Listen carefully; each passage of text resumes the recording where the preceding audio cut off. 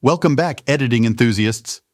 Today, we're diving into the world of smooth playback in DaVinci Resolve.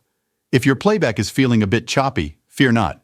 I've got some simple tricks to enhance your editing experience.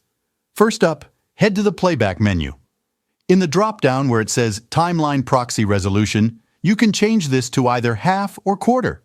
This reduces your real-time resolution playback, offering a noticeable improvement. Another quick fix is found in the Playback window. In the top right, you'll see rainbow icon with some stars.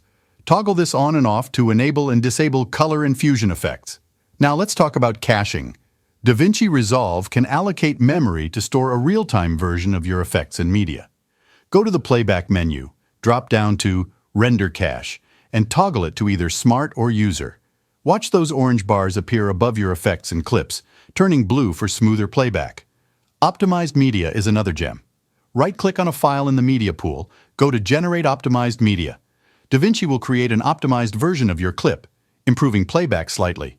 Similarly, you can generate proxy media, saving a low-res version for smoother editing. For specific problematic sections, right-click on the clip, go to Render in Place. Choose your settings, hit Render, and voila, a smoother playback for that particular clip. And there you have it. A handful of techniques to make your DaVinci Resolve playback as smooth as butter. If you found these tips helpful, don't forget to hit the like button and be sure to subscribe for more editing insights. Happy editing!